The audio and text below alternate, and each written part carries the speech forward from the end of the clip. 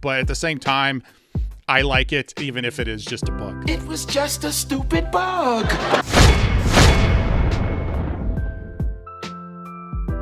Hi guys, Get64 here, and today we're talking about physical media. More specifically, we're talking about the physical media release of Blue Beetle, which is just around the corner on October 31st. And this movie was just released in theaters on August 18th. So it's really not been that long a span between its theatrical and its physical media, which is good for physical media collectors. If Flash is any indication, probably what they're going to do is release it on HBO Max before the physical media release, which means that's got to be right around the corner as well. And this movie was originally made to be on HBO Max. It wasn't supposed to go to theaters initially, and they pivoted, changed their mind, decided to put it in theaters. And it, box office wise, it hasn't done that well. It's not as big a bomb as like something like The Flash was when it comes to actual profit. I have no idea if the movie's any good or not because I haven't seen it. I actually am interested in seeing this one. I'm more interested in seeing this one than I was The Flash, because even though I'm a big Flash fan, like I said before, I don't really like Ezra Miller, as I said in that video, but I am familiar with Jaime Reyes. I actually collected the comics whenever he was first introduced as Blue Beetle in Infinite Crisis number 5.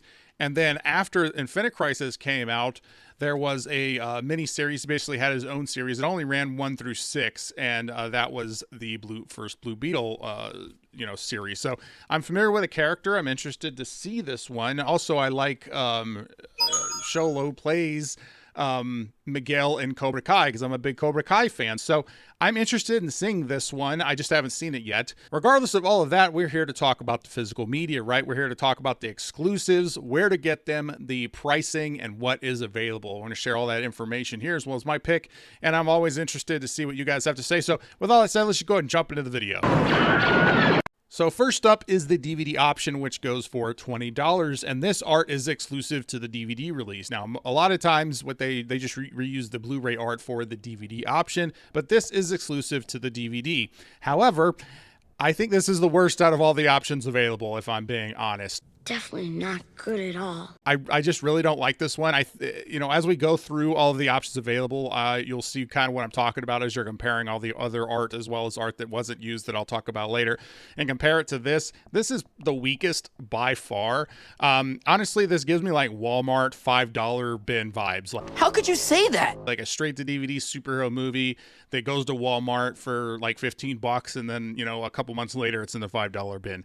That's just what it looks like from the art, which is a shame. But anyway, the DVD option is available for those who just want the DVD. It's $20. And here we got the basic Blu-ray, and this one is not dual packed. As you can see, it includes a Blu-ray and the digital code. There's no DVD included on this one. Now, I first noticed this with The Flash, the lack of dual packing. So The Flash started it, and Blue Beetle is continuing this trend of not including the DVD, right? They're just giving you the Blu-ray and that's it. And there's various reasons why people like dual packing. I'm not going to get into that right now. Maybe I'll get into it a little bit later, but there's no dual packing on this one. So it's just the Blu-ray only. And as you can see on the art here, it's very different than the DVD and far better than the DVD, in my opinion. What they went with here is basically the basic poster, which I think is a good decision. There's a lot of stuff going on here, so it might not look as good on a smaller cover, on a Blu-ray sized, slip cover. I'm not sure. I think it'll probably look pretty good though.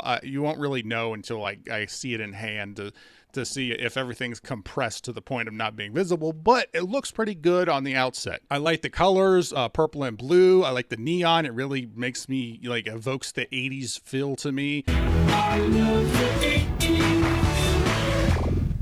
All the visuals definitely evoke 80s feel. The main cover is no different. I do wish they'd go ahead and get rid of this Warner Brothers 100 logo that they put on the top. I think it's a cool logo. I think it works with all their older movies, stuff in their back catalog. But when they just tack it onto newer releases, I just think it looks weird. I mentioned it with The Flash. I'm mentioning it again. I don't really like it. And here is the basic 4K, which uses the same exact art. And again, there is no dual pack. This one only includes includes the 4K. Now, this is worse, in my opinion, than the Blu-ray not having the DVD. The 4K should include the Blu-ray. I just think that they're being really cheap here with these basic releases, not including, not dual packing them, right? So the 4K at Walmart and Amazon's at $30, and Best Buy's $33. So Best Buy's like $3 more for the basic releases, as I said before.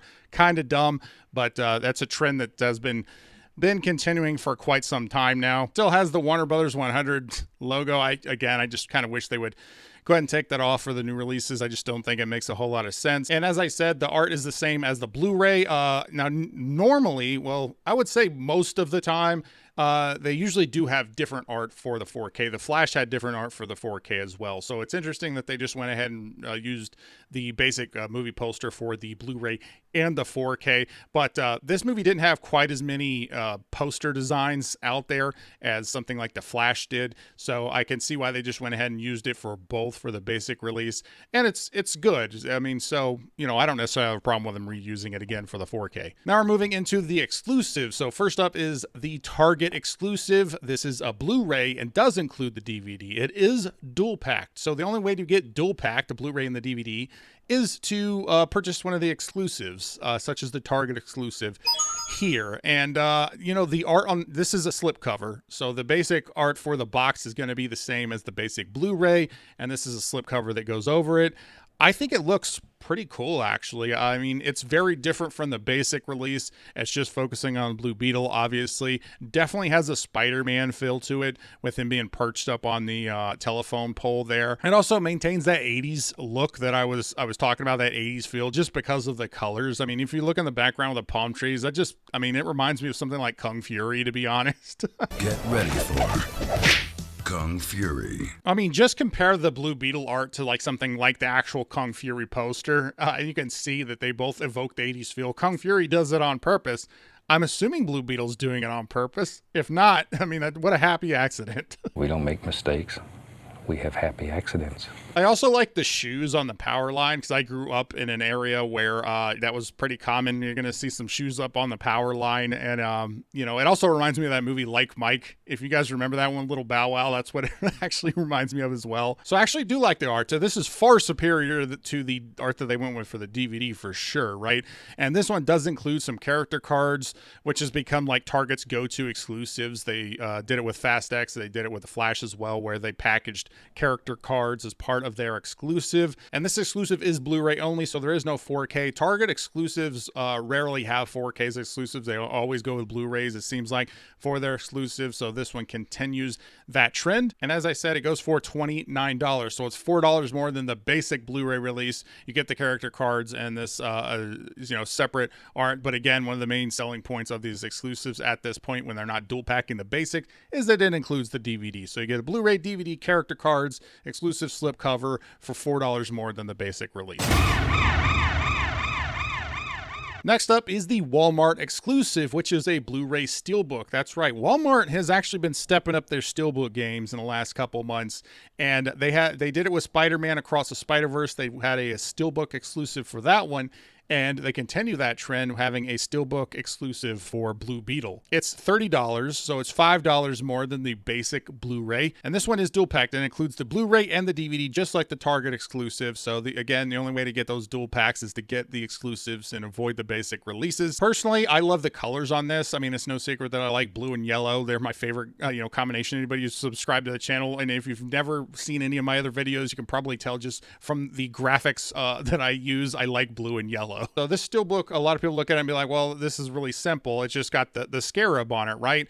Well, the Flash also did this with the Best Buy Steelbook. They just had the logo on the front as the Steelbook, right? And I also did that with Shazam as well, where it was just the logo on the Steelbook. So it's really just kind of continues that trend of just throwing the logo on the Steelbook. However, I think this works a lot better than the Shazam or the Flash one, because it's not just a logo, it is the scarab. Like, it's an actual thing. It's more than just a logo, and it has some dimension to it because of that, right?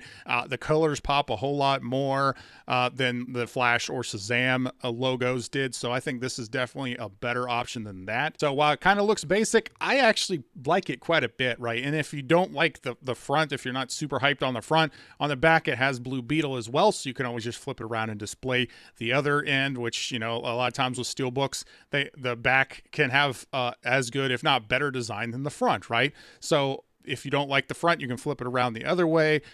Some people, again, may not like this one just because it's just a Scarab, but I don't know. I get that, but at the same time, I like it, even if it is just a bug. It was just a stupid bug. Next up is the Best Buy 4K Steelbook, which is the most premium option. As always, they're asking $38 for this one, and this is the only way to get the 4K and the Blu-ray together is to get this exclusive, which I think is just crazy. I feel like I'm taking crazy pills! Now, visually, this is very, very similar to the Flash Target exclusive that was released. Now, that wasn't a Steelbook. This one wasn't a Steelbook. It was just a slipcover, but the design itself is very, very similar to the Flash Target release.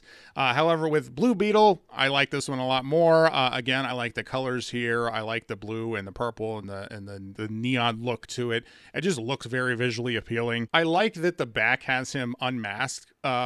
You know, I like that that is an option that's available because half his face is cut off on the front, if half of his face is cut off on the back. But it's really kind of strange because if you look at the body shot, which is the same, we can see the eyes on the masked version, but his eyes are completely cut off on the unmasked version. It just looks kind of strange. It's like, just angle-wise, it just doesn't make any sense. Like, how does his head fit in there if his eyes are way above this? I don't know. Maybe I'm just overthinking it. You gotta stop thinking. Honestly, the more I look at this one, the more I think I might like the Walmart one more.